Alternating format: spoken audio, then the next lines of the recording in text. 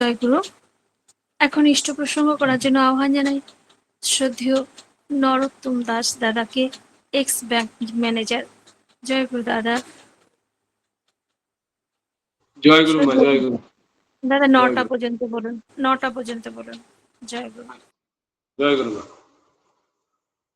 বন্দে পুরুষোত্তম পরম দয়াল পরম পিতা পরম প্রেমময় শ্রী শ্রী ঠাকুর অনুকূল চন্দ্রের রাতুল রাঙা চরণে জানাই কোটি কোটি প্রণাম। পরমারাধ্যা জগজ্জননী শ্রী শ্রী বড় মায়ের রাতুল রাঙা চরণে জানাই কোটি কোটি প্রণাম। পরম পূজ্যপাদ প্রধান আচার্যদেব শ্রী শ্রী বর্ধা রাতুল রাঙা চরণে জানাই কোটি কোটি প্রণাম। পরম পূজ্যপাদ আচার্যদেবের চরণে জানাই কোটি কোটি প্রণাম। তৎসহ ঠাকুর বাড়ির সবার শ্রীচরণে জানাই কোটি কোটি প্রণাম। আজকের এই যে নামধ্যান মহাযজ্ঞ হচ্ছে, এখানে যারা সে সমস্ত ঠাকুরের পাঞ্জাধারী কর্মীরা রয়েছেন, ঋত্বিকগণ রয়েছেন, এবং যে সমস্ত মায়েরা এবং দাদারা রয়েছেন, যুক্ত আছেন, এবং যারা যুক্ত হতে পারেননি, এবং যারা অসুস্থ, যাদের অন্যান্য মঙ্গল কামনায়, সবার জন্য সবাইকে আমার আনন্দিত জয়গুরু। এবং যারা কাছে দূরে ভারতে বহির্ভারতে বিশ্বে মহাবিশ্বে আছেন, তাদের সবার জন্য আমি আমার প্রিয় পরমের রাতুল রাঙা চরণে জানাই তাদের সুস্থ স্বাস্থ্য নিরোগ সুদীর্ঘ জীবন কামনা করি। বন্দে পুরুষোত্তম। আমাদের শরীর কিন্তু তিনটে জিনিস নিয়ে তৈরি, তো বা দেহ। একটা হচ্ছে দেহ, মন আর আত্মা। দেহ মানে বডি, মন, তারপরে তার ভেতরে আছে মন, আর তার মধ্যে আছে আত্মা আছে। যাই হোক, ভগবান শ্রীকৃষ্ণ গীতায় তিনি বললেন, নবম অধ্যায়ের 34 নম্বর শ্লোকে বলছেন, মন্মনা ভব মদ্ভক্ত মজ্জাজি মাং নমস্কুরু মামি বৈশ্যসী যুক্ত বৈবৈত্যানাং মৎপরায়ণ। অর্থাৎ তুমি সর্বদা মনকে আমার চিন্তায় নিযুক্ত করো। তোমার মন যেন সবসময় আমার সঙ্গে যুক্ত হয়ে থাকে।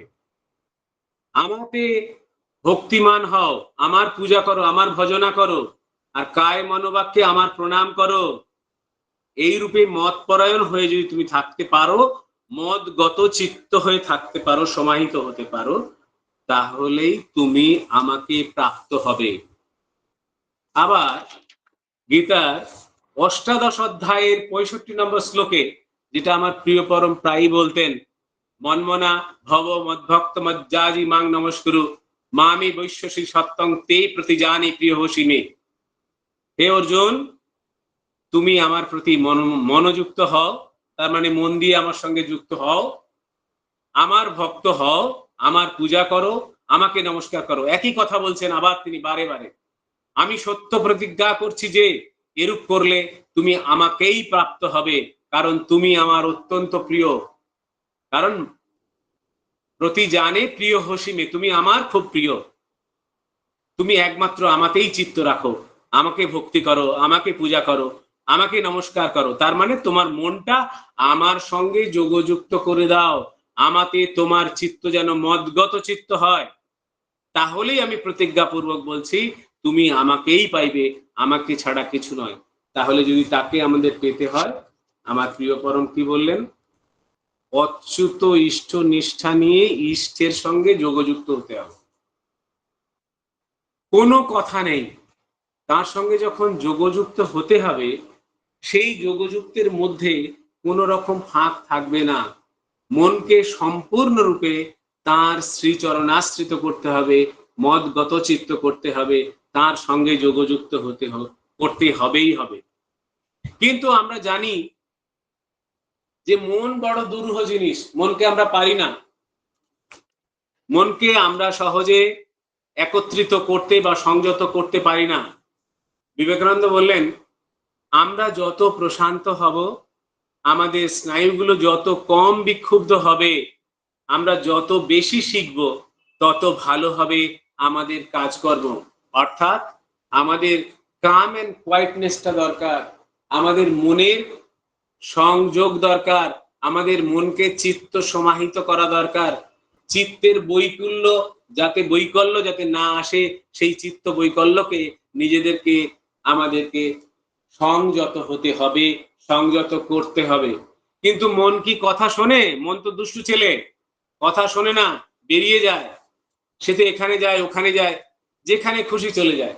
এই মুহূর্তে ধরুন আমার মন বলল যে না, মন এখন আছে আমার বাংলাদেশের সাতক্ষীরা, পরবর্তীকালে মন বললো না গৌহাটি সৎসঙ্গ মন্দিরে আমি প্রার্থনা করতাম সেখানে, তারপরে বললাম না দেওঘরে যেখানে আমাদের বড় নাট মন্দিরে, কিংবা আবার সঙ্গে সঙ্গে বললাম না এখানে তো নয়, চলো দিল্লি, চলো মুম্বাই, কি চলো বিদেশে, চলো আমেরিকাতে, চলো কি ইংল্যান্ডে চলো। তাহলে মন কিন্তু অতীব চঞ্চল, কারণ মনকে ভগবান গীতাতে তাই বলেছেন, মনকে কিছুতেই আমরা ধরে রাখতে পারি না। তার ধরে রাখার জন্য মনের কতগুলো অভ্যাস করতে হয়। সেই অভ্যাসগুলো কি? সেইগুলো ব্যায়ামের মতো। ব্যায়াম করলে যেমন শরীরের অভ্যাস হয়, তেমনি মনের শক্তি কিভাবে বাড়ানো যাবে? ধ্যান করলে মনের শক্তি বাড়বে। এই যে আমরা ধ্যান করছিলাম, নাম ধ্যান, ধ্যান করলে কি হয় না, ধ্যান করলে আমাদের শক্তি বাড়বে, আমাদের মনের শক্তি সত্যি সত্যি কি বাড়বে? হ্যাঁ, নিশ্চয়ই বাড়বে। কেন না, আমরা অনেক সময় বলি, আমরা মনকে বলি কি না, মন আমরা এই কাজটা পারবো না, পারবো না মানে কিন্তু আমি চেষ্টা করি না। আমি যখন আমাকে কেউ বলল, আমার বাবা কিংবা মা বা আমার কোনো টিচার বললেন এই পড়াটা করে নাও তো এখনই, বা পড়াটা করে নাও, তখন আমার মন সেদিকে দিল না, অর্থাৎ আমার ভালো লাগছে না। কিন্তু সত্যি কি তাই যে আমার মন সংযোগ ঘটে না? ঘটে। যদি এক্ষুনি বলে যে যাও তুমি খেলতে যাও, আমি খেলতে গেলাম, কিংবা বললো তুমি মোবাইল দেখো, দেখলাম, কিংবা তুমি অন্য কিছু করো, কারোর সঙ্গে গল্প করো, আমি করতে গেলাম, তাহলে একই মন আমরা বিভিন্ন সময় বিভিন্ন ভাবে নিযুক্ত করি।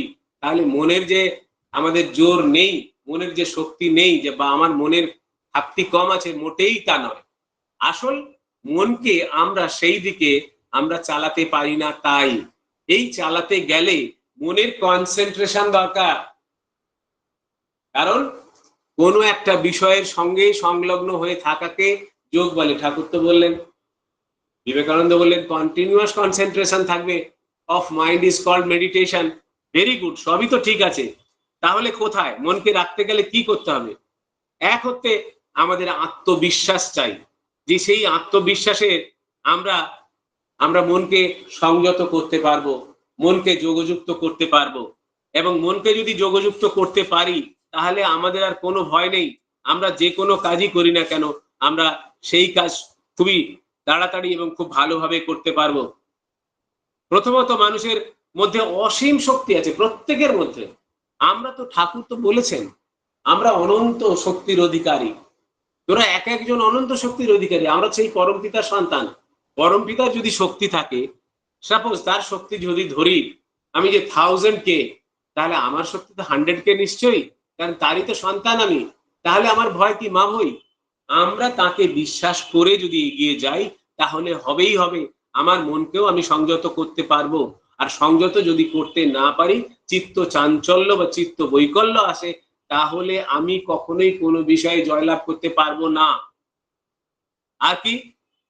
আর অভ্যাস, রোজ প্র্যাকটিস করতে হবে। কিরকম? ধরুন রোজ যদি আমি বই পড়া প্র্যাকটিস করি, যে ঠাকুরের বই পড়বো রোজ 10 মিনিট করে ঘুমোতে যাওয়ার আগে, তাহলে এই অভ্যাসটা কি হবে? দীর্ঘ যদি 21 দিন ধরে আমরা কোনো অভ্যাস করি, সেই অভ্যাসটা আমাদের মধ্যে আমাদের একটা সংস্কার হয়ে যাবে যে আমাকে রোজ এটা করতেই হবে।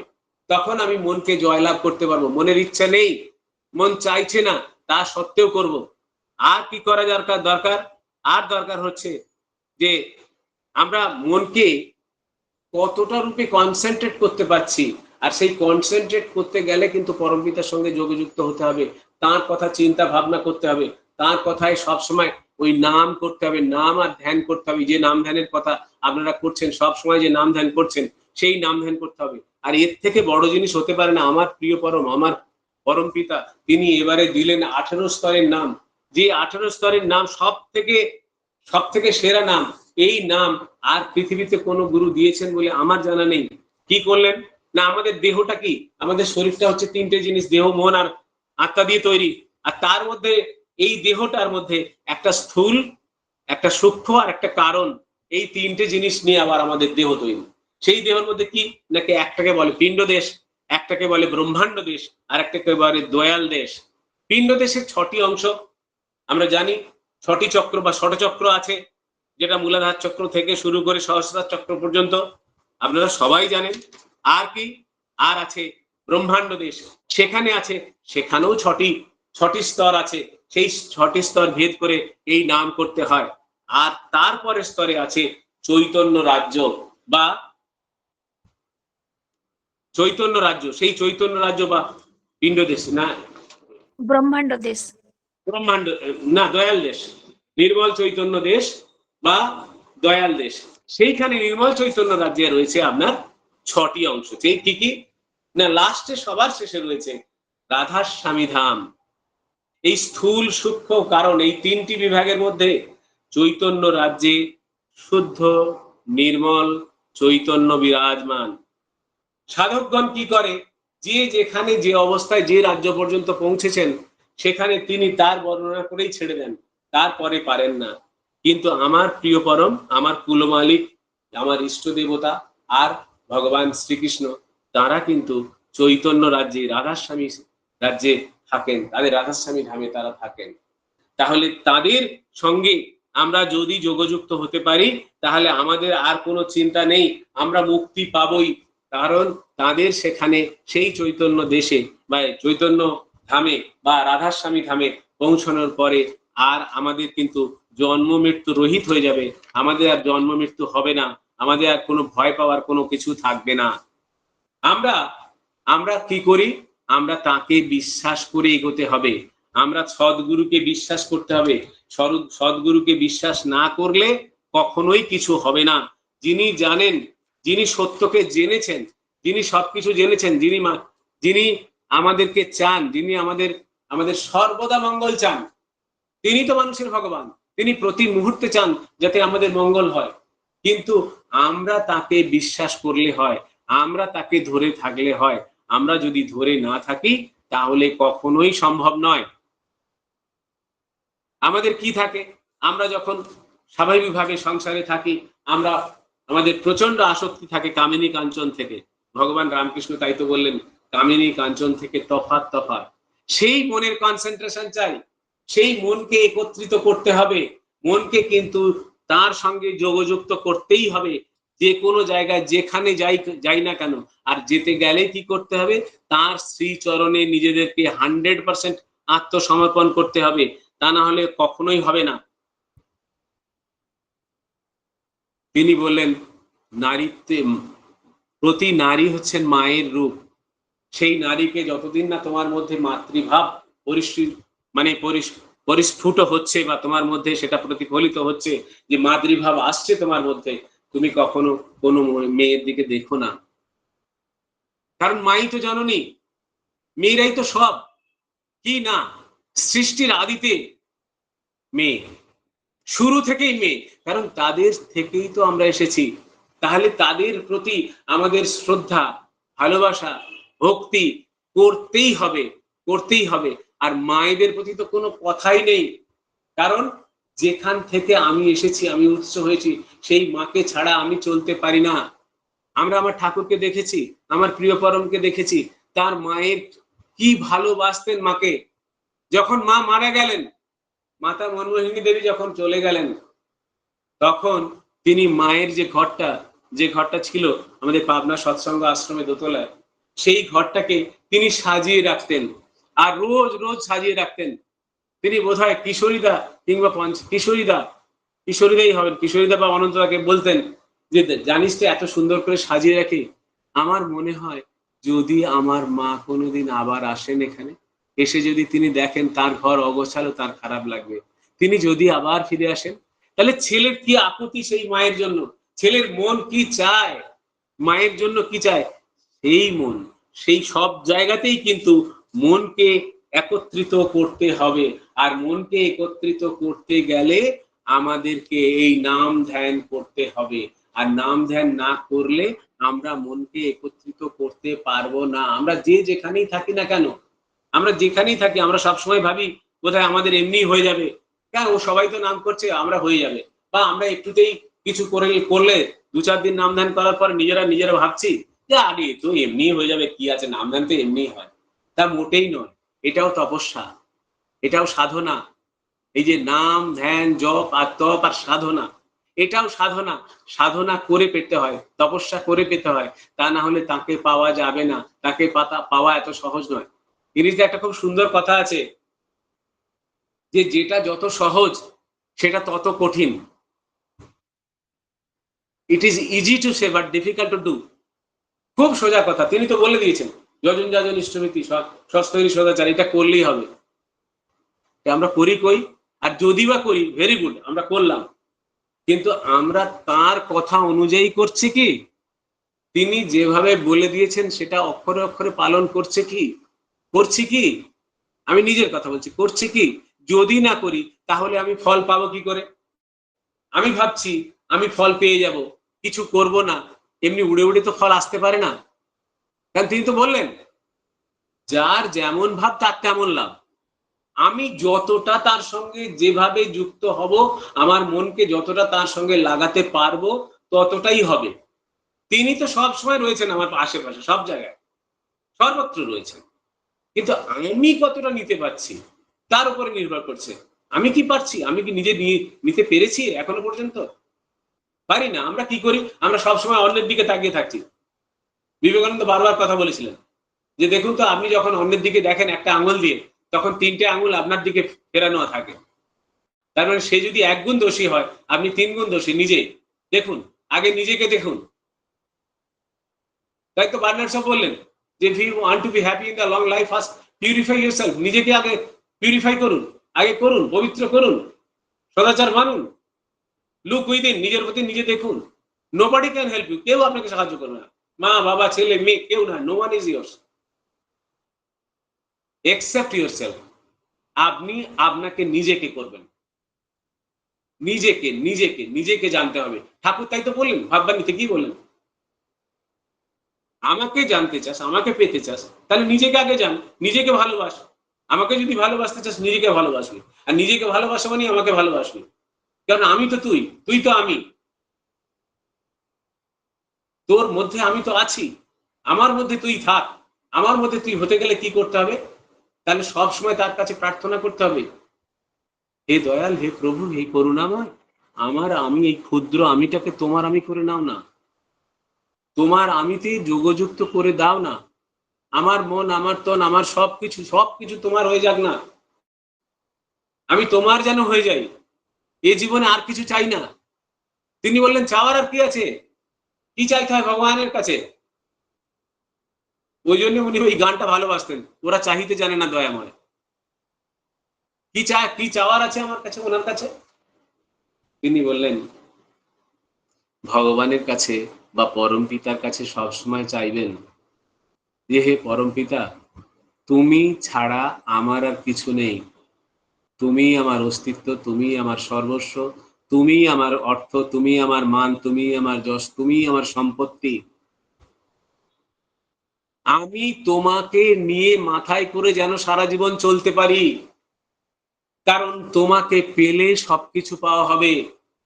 To know God's means to know everything. আমি যখন তাকে পাবো, তাকে চাইবো, তার মতো করে চাইবো। বলে জানিস তো, তোদের জন্য আমার বড় কষ্ট হয়, তোরা ছাড়া তো আমার আর কেউ নেই। আমি কেন তোদের এই অভাগা বাবরে, তোদের জন্য বারবার চিন্তা করি, বারবার বলি তোদের ভালো, তোদের ভালো, আমি ছাড়া কেউ তোদের ভালো চিন্তা করবে না। কিন্তু তোরা আমার কথা শুনিস না, তোরা ঠিক ঠিক মতো চলিস না, তোরা প্রবৃত্তির দাস হয়ে যাস, প্রবৃত্তির কবলে পড়িস, মনটাকে ওর মধ্যে রাখিস। তোদের মধ্যে তো দুটো মন রয়েছে, একটা চৈতন্য মন মানে চেতন মন, আর একটা অবচেতন মন। চেতন মনে কি করবি, চেতন মনে যা চিন্তা করবি সেটা তো অবচেতন মনে যাবে।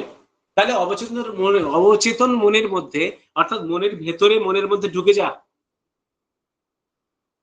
ঢুকে গিয়ে সেই অবচেতন মনের যে সমস্ত চিন্তা ভাবনা গুলো রয়েছে তাকে সুন্দর করে সাজিয়ে গুছিয়ে ফেলো।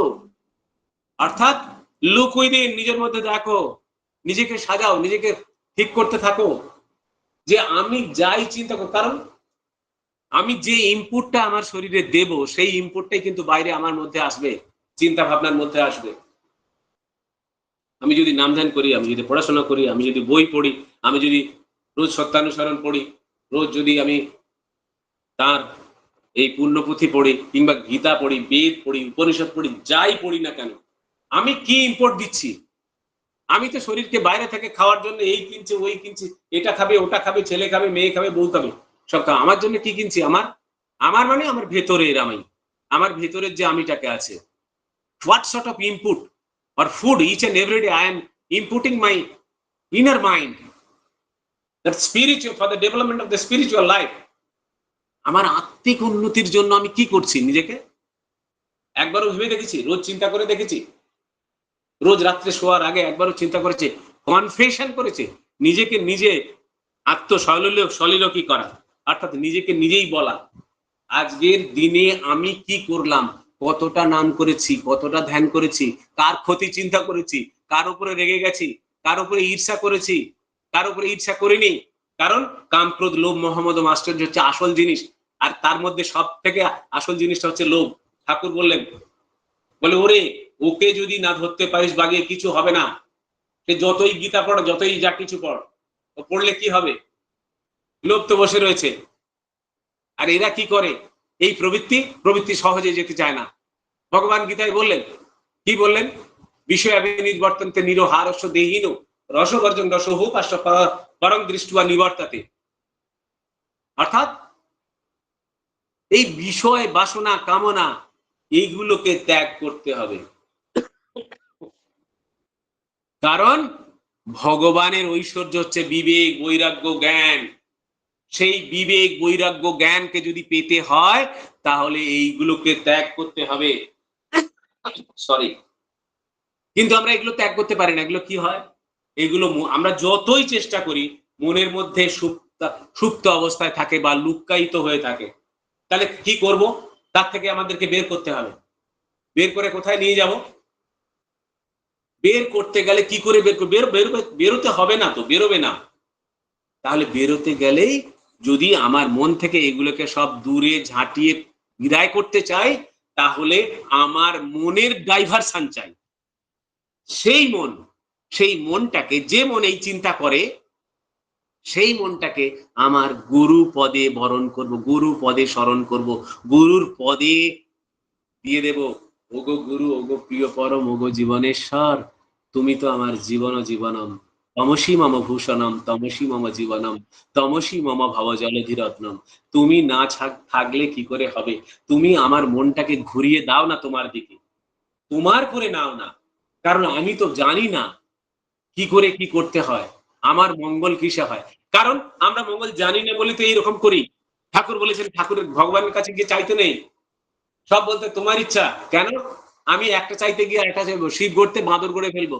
আমার চাওয়ার দরকার এক জিনিস, আমি আরেক জিনিস চেয়ে বসি। বেস্ট হচ্ছে, সব থেকে ভালো কি?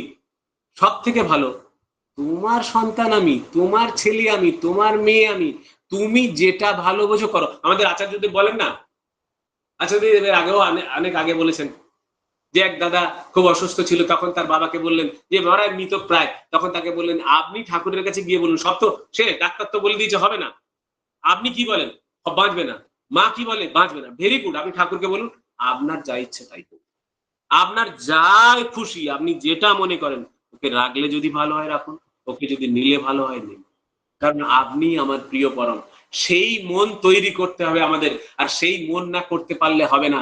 আমরা কি করি? ওরা চাহিতে জানে না দয়াময়, আমরা চেয়ে বসি এইটা আর ওইটা, করুণার সিন্ধু কুলে বসে আছি, কিন্তু আমরা এক বিন্দু বাড়ি তুলতে পারি না। আমরা সুধা সাগরের তীরে বসে আছি, আমরা এক বিন্দু বাড়ি নিতে পারি না। কেন? আমরা নেব কি করে? আমরা তার দিকে মন কতটা আছে। তোমার কথা বলে ওরা, কেউ তো করে কোলাহল, মিছে কোলাহল, তোমার কথা কেউ বলে না, সব মিছে কোলাহল করে।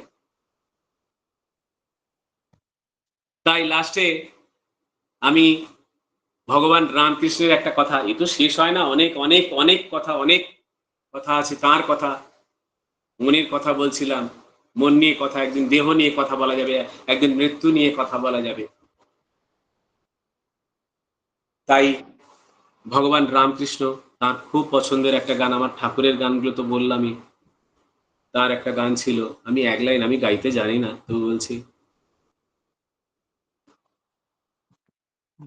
জুড়াইতে চাই, কোথায় জুড়াই, জুড়াইতে চাই, কোথায় জুড়াই, কোথা হতে আসি, কোথা ভেসে যাই, জুড়াইতে চাই, কোথায় জুড়াই।